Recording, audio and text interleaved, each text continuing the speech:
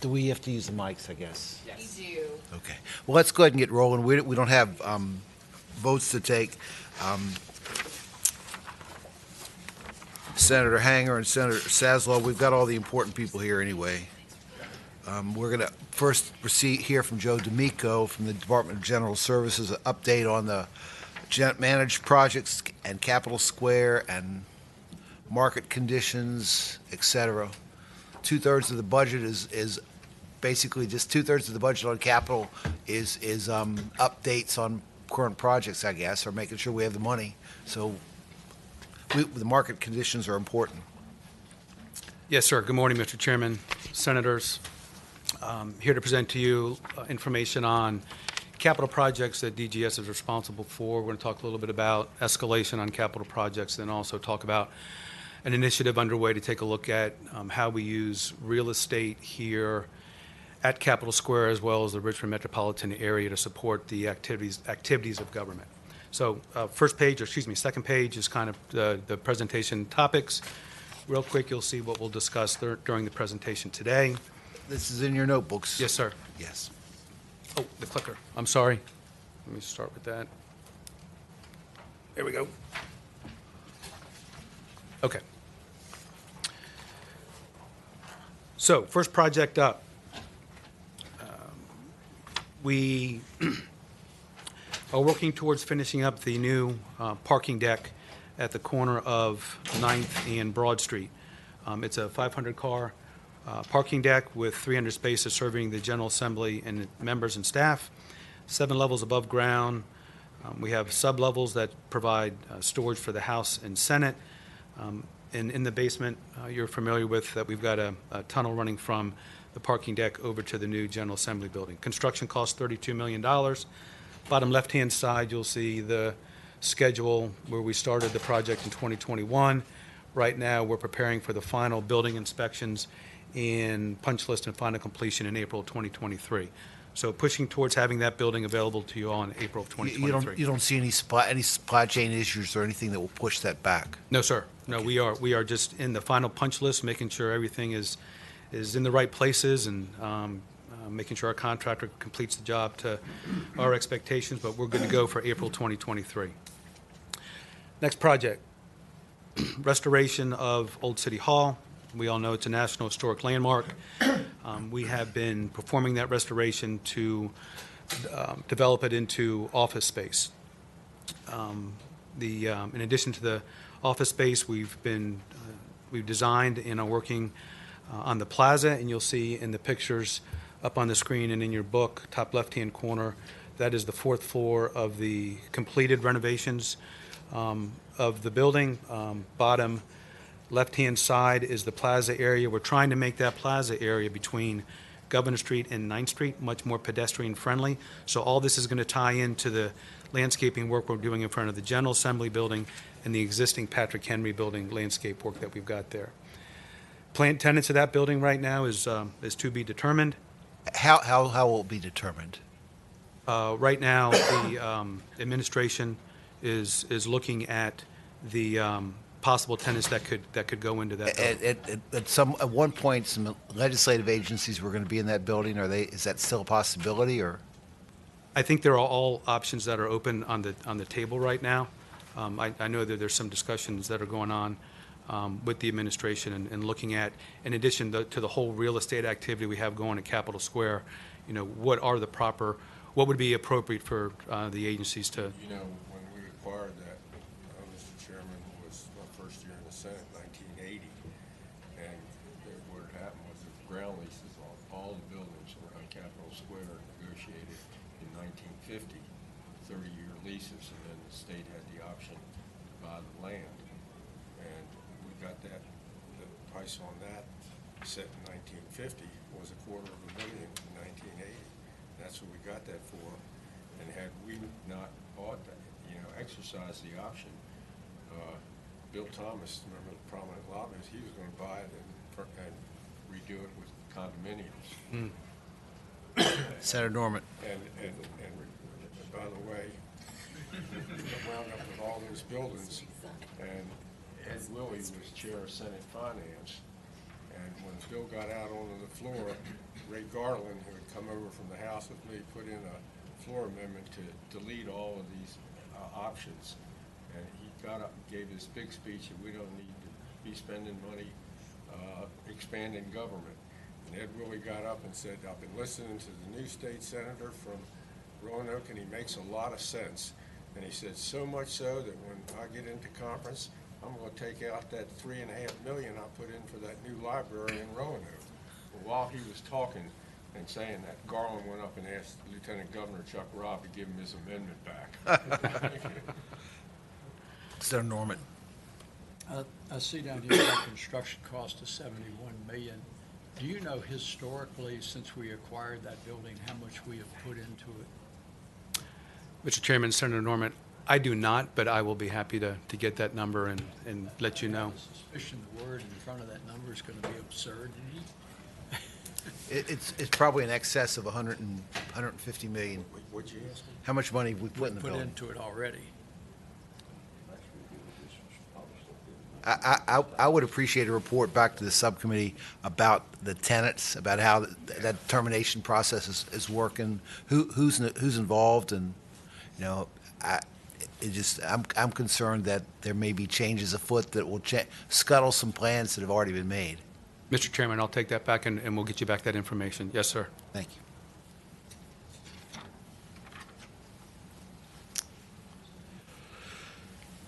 So real quick, you have the construction start date there, preparing for the final building inspections again. We expect this building to be ready and occupied in May of 2023. 7th and Main. That's all City Hall. Yes, sir. I'm sorry. 7th and Main Street site. As you know, VEC pulled out of that site 3-4 years ago. They moved to lease space. In doing that, the state at the time decided that they wanted to acquire that piece of property from the federal government. So it was funded, and the state purchased that site from the federal government. And this is a site that we had looked at to develop for possibly moving the Monroe tenants out of the Monroe Tower. Back in 2021, and I'm going to talk a little bit more about this in my presentation slides. Back in 2021, DGS came to the General Assembly, made a case that the Monroe Tower is a bad building. And that, at the time, we said it was going to take over $300 million to renovate that building over the next 30 years. And so the plan had been, and the thought was that we would start vacating that building, but we needed a home for them. And so we looked at this 7th and Main Street site to develop. We ran some numbers, and the numbers penned out at the time that was an option to pursue. So what had happened since that time, 2021, there has been money authorized to design a new building on that site, as well as to design the demo and also fund the demo of the existing building at the 7th and Main Street site. We've had JLL come in, outside consultant this year, and take a look at that option. And it's good to know and good to hear that JLL did confirm DGS's finding that the Monroe building is a bad building and not worth putting an investment in to maintain it over the next 30 Senator years. Norman. I see the demolition cost is projected at approximately $22 million. Has there been any takeoffs to construct a building on that, what it was going to cost? What it would cost to build the building, sir? Yes. So we did develop some cost estimates for that, and not for public consumption at this time. I would be happy to let the staff know and you know. That would be nice, because I'm kind of interested in what 22 plus whatever that number is, how that compares to 300. Yes, sir. Yes, sir.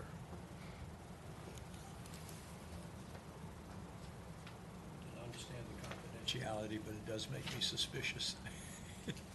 That's the lawyer side of me, sorry. Yeah, I get it. I get it. So JLL came back, and I don't know, I wasn't clear. JLL just determined that it wasn't cost-effective to keep Monroe. But they did come back, sir, also, Mr. Chairman, Senator Norman, and said, hold on, we don't think it's cost-effective to build a new building at 7th and Main because of inflation now, escalation, and also telework. So to your point, maybe this is where you're headed. We are now throttling back and saying, put the brakes on. I've ever heard you say that, Joe. Gentlemen, put the brakes on, Putting the brakes on. record that for posterity. No, it's etched right there. So our recommendation is that we take a pause, put the brakes on, based upon the information that we have from JLL to develop this site for what we thought would be a home for the Monroe tenants. But- And I'm going to get into that a little bit. I'm You're sorry. going to take the building down anyway. Well, yes, sir. Mr. Chairman, this is a safety concern for us right now. There's a parking deck on the back of that facility where we're having some issues with safety, and people trying to break into the building and use it for other purposes. So our strong recommendation is that with the funding that we currently have, that we still move forward with the design for the demo, take the building down, and then come back across and landscape it as green space at this time until it's determined what to do with that property. Okay. Schedule, you'll see there the proposed schedule for the work that I just described, the demo, and then the landscaping work. Commonwealth Courts Building, page 6. I'm sorry, I was a slide behind. I apologize. Commonwealth Courts Building. Current thinking right now for the Commonwealth Courts Building is to demo the Pocahontas Building East Tower. It's the tower that we're sitting in right now. Renovate the Pocahontas Building West Tower. It would be a new home for the courts, the Virginia Supreme Court and the Court of Appeals. The building right now in design is sitting at 315,000 square feet. It'll have 31 underground parking spaces. The current design and demo estimated cost is $26.2 million. Again, we've got a cost estimate on where we think we're going to be on the build for this building. Right now, it's not, again, ready for public consumption.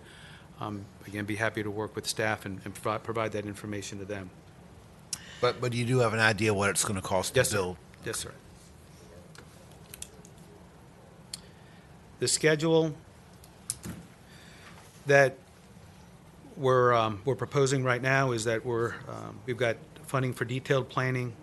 There's money in the introduced budget to complete the working drawings and the remainder of the money needed for the demo. Recall in 2022, there was funding put in to move the VCU Computer Center out of the basement of this building over to a new VCU facility, computer facility over at VCU. They'll make that move in December of 2023. That then would free up this building to move to demo in the spring of 2024. So the Commonwealth Courts building is going to be where we currently are now. Yes, sir. Yes, sir. You'll see a rendering here of the building where we are in current design. The rendering on the top right-hand corner is if you're looking back from the Capitol. This is Bank Street in front of the building. Would be the primary entrance into the facility, and then the rendering bottom right-hand corner is the look from Main Street. I'm sorry, go ahead. Senator Norman. You know, a year or so ago, decisions were made to increase the size of the Court of Appeals, and my recollection was that maybe it had not been thoroughly thought through from a space allocation as it related to clerks and administrative staff. How did you all adjust to that? Yeah, Mr. Chairman, Senator Norman, great question. So, Only ask good questions. yes, sir. When that legislation passed, to your point, we had to, again, throttle back, slow down, and we went back into design to accommodate the additional staff that were authorized to be in this building. So we had to go through a redesign of the building. Because to your point, we had designed it for the existing courts the way they were configured and have since had to go back and accommodate the others. Mr. Chairman, do you have any idea, based on that redesign, what the incremental construction cost was?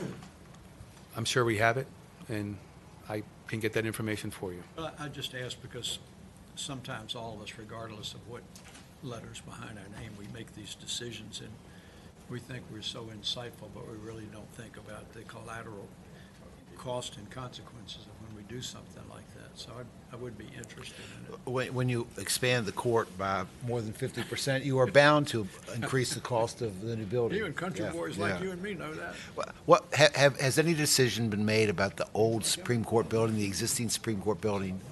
Mr. Chairman, there has not been any decision made on that. That's one that is going to come before the administration and at some point to the General Assembly to decide. We're, kind of taking the big steps of getting through these projects, knowing that that's coming. I mean, this building, we're looking at completing in 2028. So, as a time we kind of swing around and start looking at that building and doing anything there, we're looking into 2030 sometime. I think that was the Federal Reserve building before, and, they're in the basement, there's a gun turret.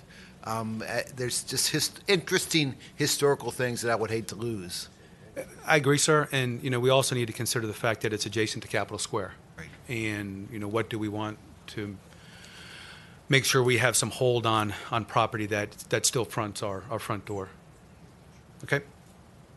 Everybody good? Next page. Page 7, General Assembly Building. So I was in front of you all last year and very confidently said, you will be in that building this year. Well, When do you think that'll be? that you would be having your General Assembly session in the building this year, and that obviously didn't happen. And the second slide I'll go through. When do you think it'll be ready for occupancy? Right now, where we believe we're going to get final completion from our contractor is the April-May timeframe. And then we're working, I'm sorry, sir. It's been 6 years, hasn't It has been actually, we're going on 6 years. But remember, too, that also includes the demo of the existing building and the work that we had to do to save that 1912 facade, which was pretty complex. In addition to that, when we got halfway through our design, additional money was put into the budget to address some security enhancements. So we had to hit the pause button in the middle of a session, hold on design, wait to see what was going to happen with that additional funding for the security enhancements before we went any further. Once we saw that we got the approval for that, we picked the design back up. All that being said, it still does, I still came in here last year because all that was behind us saying, we're going to make it. But we didn't make it. But let me go through real quick some project scope, and then I'll jump to why we didn't make it and where we're at. You'll see the size of the building. First floor food service, tunnel to the 9th Street garage we talked about. 1 floor below grade, 14 floors above the grade, 7 committee rooms, 12 subcommittee rooms. Obviously, legislative members and staff offices, clerks, legislature support staff, Division of Legislative Services will be in this building. You see the construction cost there. That is a contracted cost. It is public information. And then you'll see the schedule, sir, Mr. Chairman, Senator Saslow, that you just asked me about, of how we got to where we are today. The reason for our delay, next page, page 8. Many situations impacted our ability to bring this project in. Actually, I was in midsummer thinking that we still were going to make it, and then heard from our contractor, we've got some problems with supply chain, as everybody else did. And Put up 30-story buildings at Tyson's Corner in 2 years. They got more money. this is a very complex building, and we're doing some special things to it. And we got caught up. There are some life safety equipment that wasn't going to be available in time to be able to make sure that we had certified before we would allow any occupancy in the building. We still have some mill work to do. There are still some IT and AV equipment that is still on back order that you all need to operate efficiently in the the GAB. But we're getting there. But those are the reasons why, in working closely with the clerks in the summer and having some very lengthy conversations about go, no go, knowing that we have a building that works, has worked for you all over the past years. We just didn't think it was going to. We wanted to take the risk to try to speed this up, knowing that we still had some equipment that wasn't there, and attempt to try to shake a building out in the middle of the session. It wasn't computing for me, and so again, working with the clerks, the decision was to hold. But the good news is things are coming together. You'll see on the pictures here, top right-hand corner, what your committee room looks like. It's a very attractive room. You'll see food service in the bottom right-hand corner. The Senate Finance Committee room is all in place, ready to go. So we're making progress. We're just finishing up those fine details, getting the millwork done, making sure all the life safety pieces are in place. And again, we're looking for April, May to be able to check the block, final completion, and then start working with the clerk's office to move offices into the building. Senator Norman. I know there was some discussion in the past, but in the final development of the new GAB, is there any dedicated space for government relations people to work?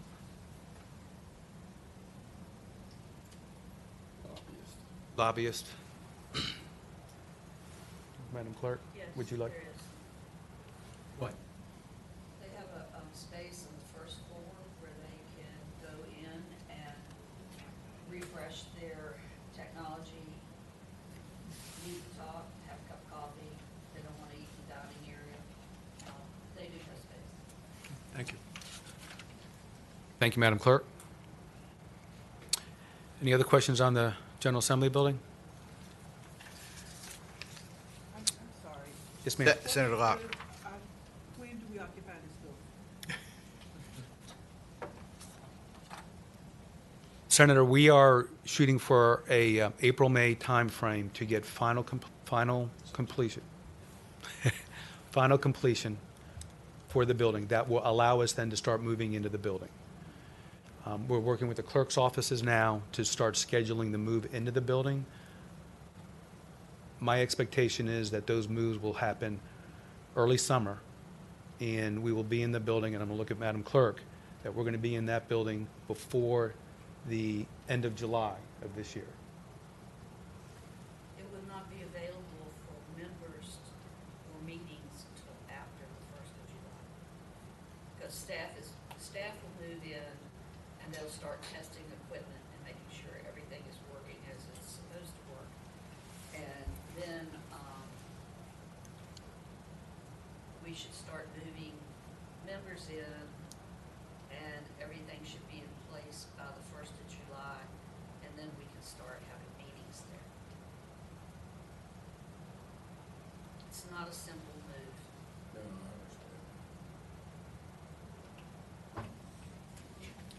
I understand. I realize, we're not exactly talking about a false church fixer-upper, but boy, 6 years is a hell of a long time. Mr. Chairman, Senator Sazal, 6 years and a lot of gray hair. What happened had we put a penalty clause in there. Yeah. There's some things legally penalty clauses don't cover. Page 9. Thank you, Senator Locke, for the question. So let's talk a little bit about the tunnel running from the GAB to the northwest side of the Capitol extension. Top left-hand corner, you will actually see the path in a schematic design. Bottom right-hand corner, you see the last section of the tunnel that we have yet to form with concrete. It's you kind of can barely see where we've got it formed up heading towards the Capitol, the concrete tunnel. But that particular section, we were actually pouring concrete this week to complete that work. Good news is that we're going to backfill this area by the end of February. So making progress on putting the square back to have it looked before we came through and started all these projects at Capitol Square. So we're excited about that. The schedule for completion of that tunnel, as I said, backfill in February 2023, but then we move to the interior to complete the interior work of that tunnel. We expect that we'll have that complete the fourth quarter of 2023, and the tunnel will be available to you in 2024. I guess there are supply chain problems that are conceivable for that would prevent that from. Right now, we don't see any. I mean, we're not putting a lot of technology through that tunnel. I mean, this is kind of basic construction materials. And so we're in a good place right now, and this is the latest construction schedule from our contractor. You just don't see a circumstance where the tunnel will not be available by next session. So last year, when I said you would be in the GAB, right now, where we are and the information that I have before me, that tunnel will be available to you in 2024. Okay. Thank you, Mr. Chairman. Thank you, sir. Next project, Central State Hospital. Another big project, as you are well aware of and have been monitoring over the years. It's 461,000 square foot standalone facility. We're taking 600,000 square feet of existing space in 23 buildings at the Central State facility and consolidating them into 461,000 461 square feet and one facility. 250 beds will be a part of this facility. If you look at the rear of the building, that top left-hand corner, that is the patient. Those are the patient care areas. The admin space is to the front of that picture. And this facility, you included in this cost is no deconstruction, nothing. You're not taking anything down to do this. You're putting this in another space on the Central State campus. Correct. Mr. Chairman, you're right. There are no dollars associated with demoing any of the facilities. So down the road, are there still asbestos in some of the old facilities, old buildings? There's probably some asbestos and abatement that we have to do in those before we would take them down and use them for another purpose. Yes, sir. So our schedule for Central State Hospital, good news that we started site work in December. So the bottom pictures show the actual excavators out there starting to turn dirt. Building construction start, provided necessary supplemental funding is approved, will start in the summer of 2023. And then we're shooting for construction completion in the summer of 2026. Any other questions on Central State? Capital projects, you all are familiar with the 6-year Capital Outlay Plan Advisory Committee. I have identified the members of that committee. What that committee does is makes recommendations to the administration as well as provides recommendations to the General Assembly on construction projects to put into the 6-year capital outlay plan and those to authorize for design and construction. DGS, Division of Engineering and Buildings, provides cost estimating support to that committee. I wanted to point that out as we turn to the next page. Little information about escalation over the past 3 years. Right now we have over 175 active construction projects. Those are projects that were authorized back in 2016 through 2022. They can be in various phases of development. Some can still be in design, some in construction. Because of that, most of them have been impacted here over the past couple of years as a result of escalation and supply chain issues. And so that has required us, DGS, to go back working closely with the SFAC, the 6-year Capital Outlay Committee, and looking at what that impact is on the construction pool funding that had already been authorized to date. So when we do that look back, I wanted to identify the percentages that we're using to make those estimates in the additional funding that we need in the pools to complete these projects. And you'll see there what we used in 2021 was 15.6%. 9% of that was supply chain impact, inflation 6.6%, and that kind of carries through 2022 and 2023, where we've now kind of pulled back on the supply chain impact because things are starting to get better, and brought that percentage down to 4%. And going forward in 2024, we think the supply chain issues will go away altogether, but we're still going to be hovering around 6% inflation in construction.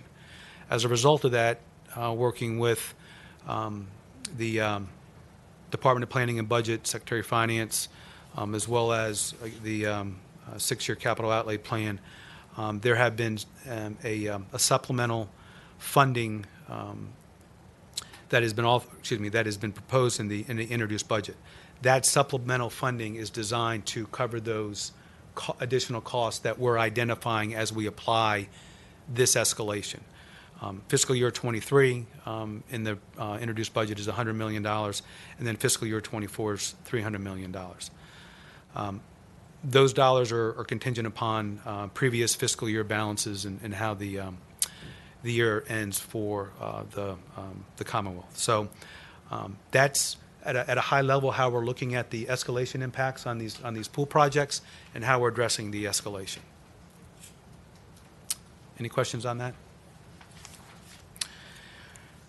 Next series of pages, we're going to talk a little bit about the consultant help that we've brought in to take a look at our leased and owned space here at Capitol Square and finding ways to use it more efficiently than we have to date.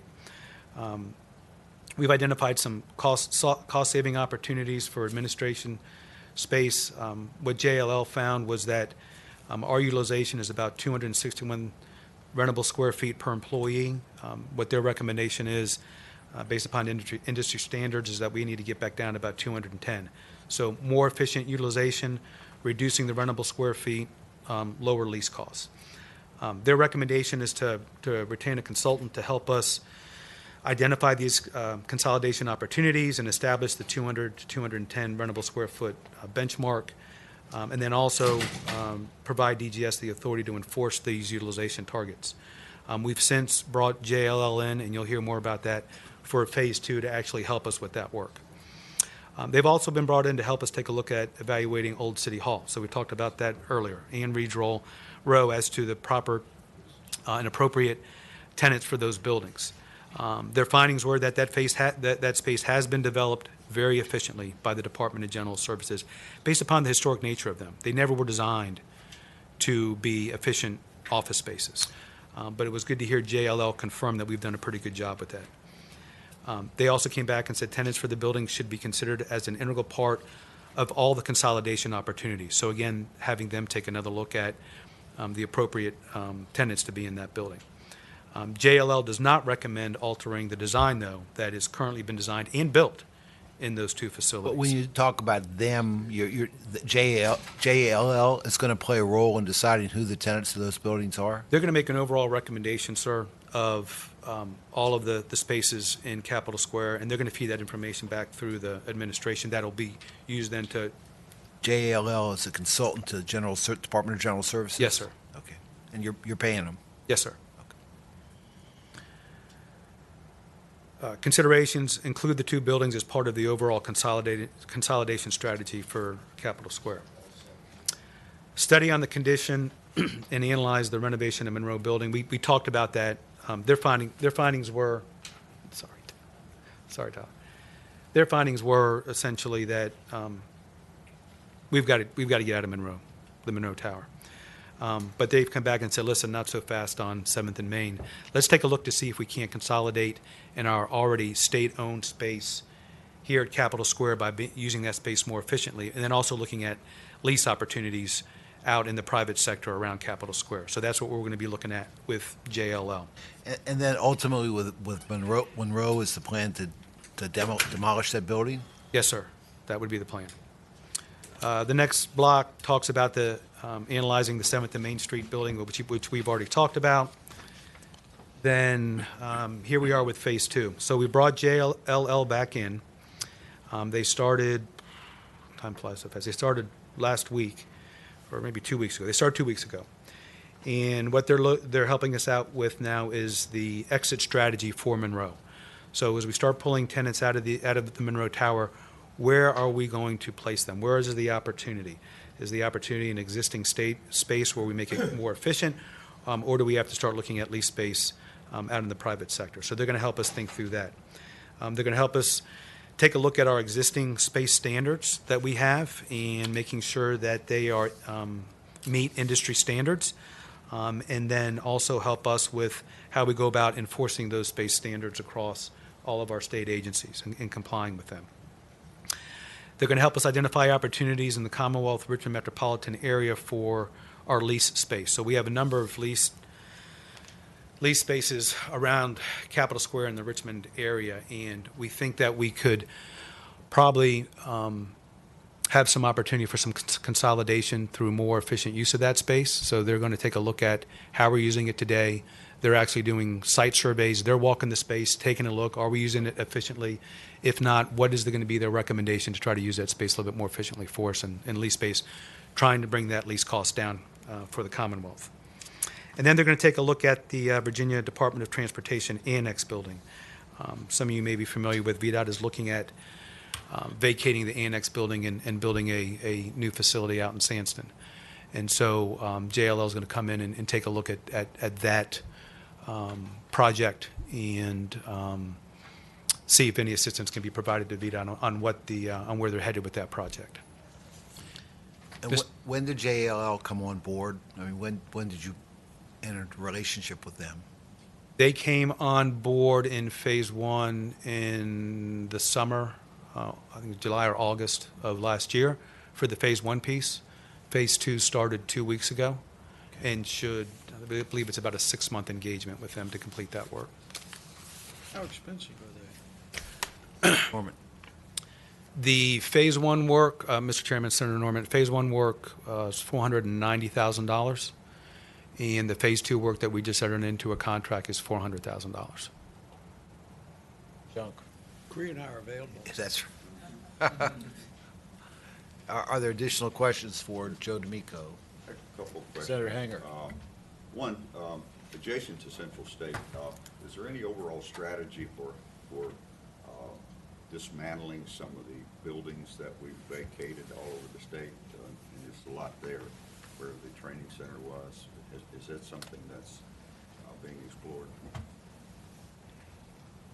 Mr. Chairman, Senator Hanger, it's not being necessarily explored directly as you described it. I will say that there is language in the introduced budget that was put in by the administration for the state to take a look at development opportunities on that property. There's roughly about 300 acres remaining of surplus property at that site. Once we, and that's even taking out the acreage we're using for Central State, the new Central State. 200 of those acres front Route 1, which is prime development real estate. And on that acreage, we actually have some of those facilities that need to come down. And so the budget language that's in is directing DGS to go to the private development community through a PPEA process and say, developer community, there's a potential 300-acre site in this area.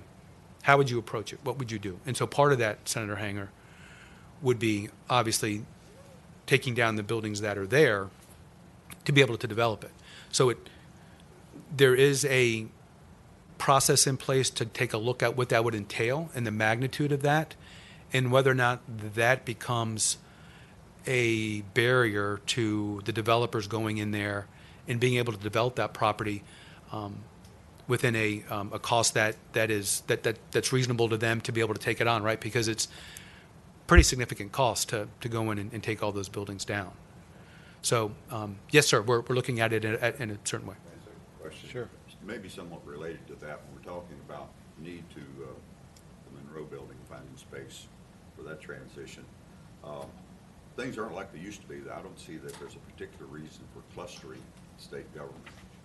Is there any consideration being given to going out, even out Broad Street a distance, finding a nice level spot, doing something, or going down to Petersburg? Mr. Chairman, Senator Hanger, the Secretary is going to talk a little bit about the master planning effort that we are, which is also in the introduced budget, that talks about Capitol Square and also is kind of looking outside the boundaries of Capitol Square for those opportunities. So I'm going to let her talk to her slides about that, if that's okay.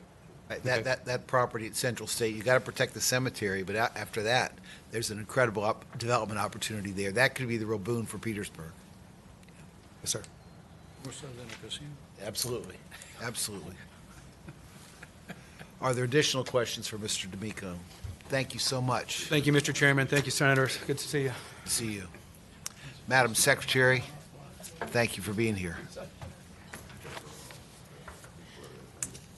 Morning, Mr. Chair, Senators. I was asked to come down and just give a brief update on some money that we put in the budget for a master plan. So I thought I would just piggyback on a lot of what Joe said. As you have asked, we did hire JLL to come in and look at the current space. The impetus for that were changes in the workforce, teleworking, available space as a result of that. So it wasn't only about saving money, but how do we work and how can we better accommodate our current workforce. So Joe has gone over what those recommendations were.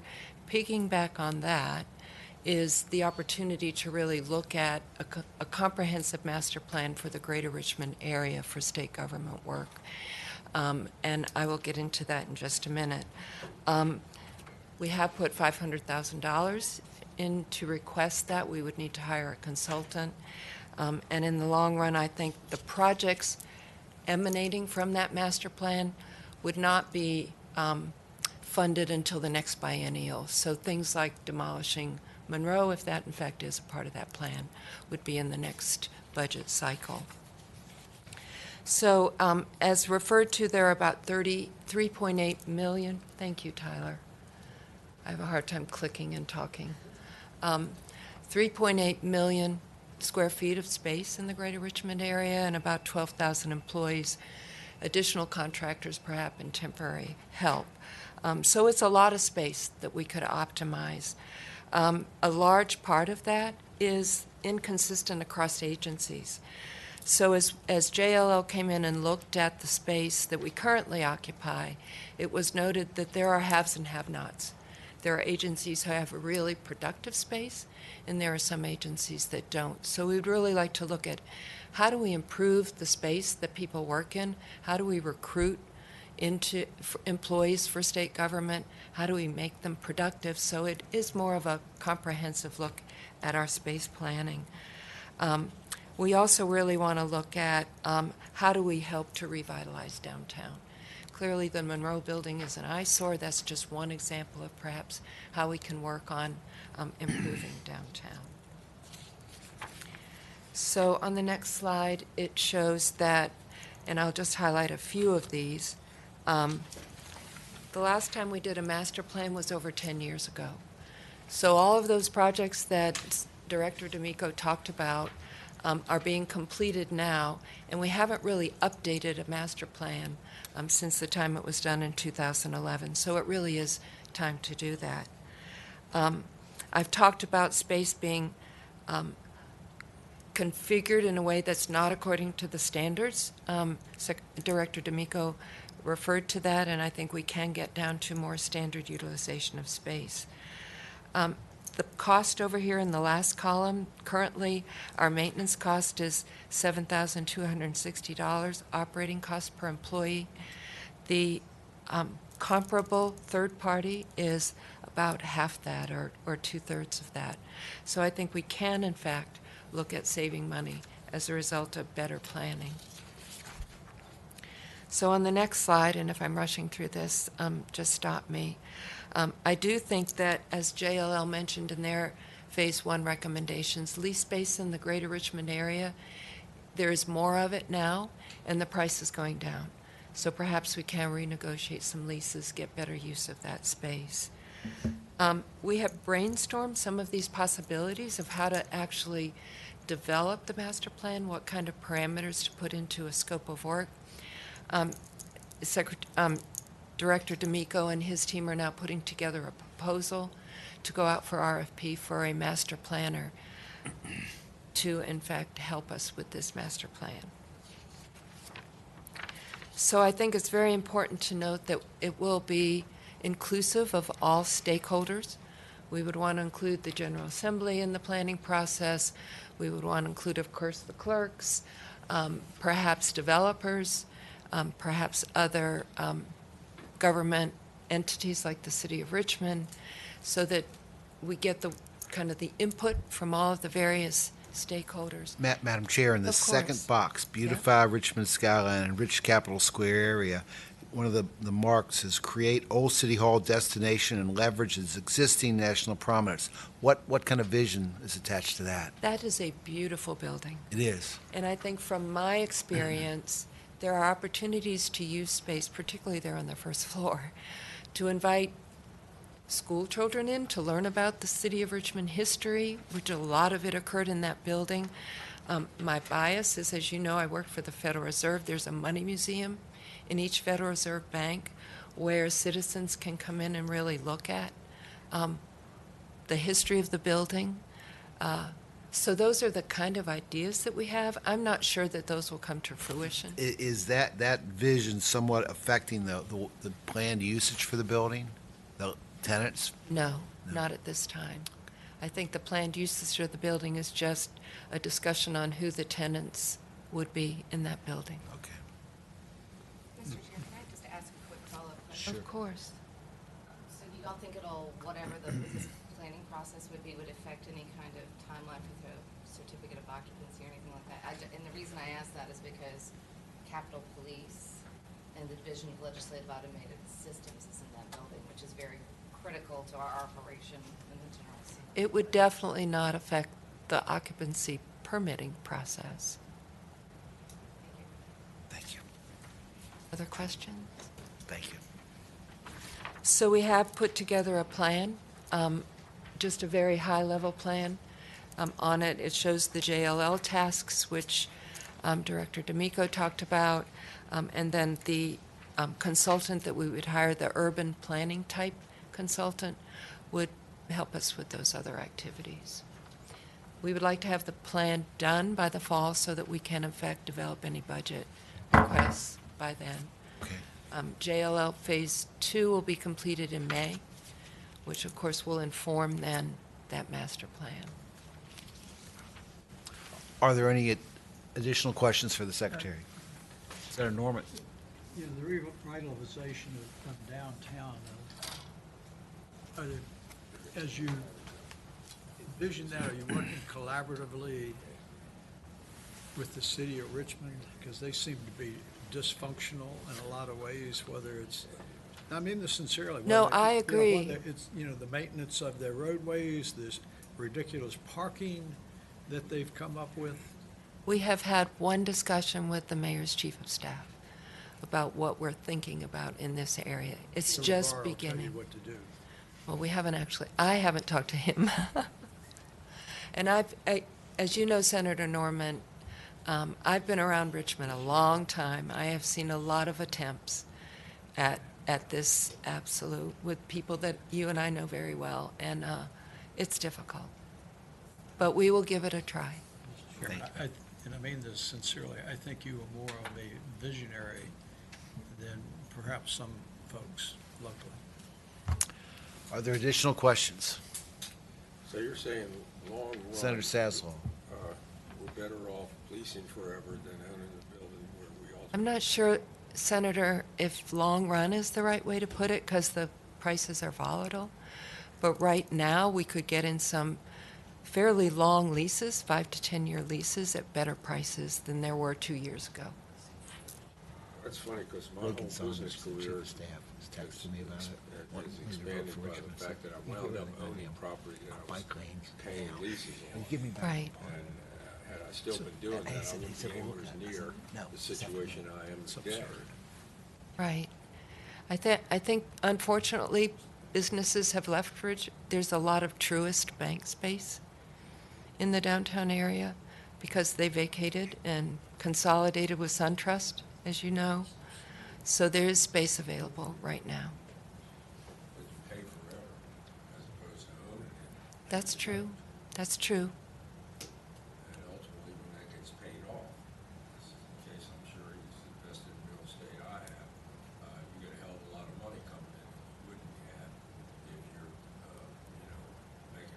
No, I understand completely. Lease versus buy is a huge, Pardon? measuring whether you lease or buy property is a very significant decision. I agree. Thank you very much, ma'am. You, Senator. Unless there's anything else to come before the subcommittee, we'll rise. Thank you. Good deal, Mr.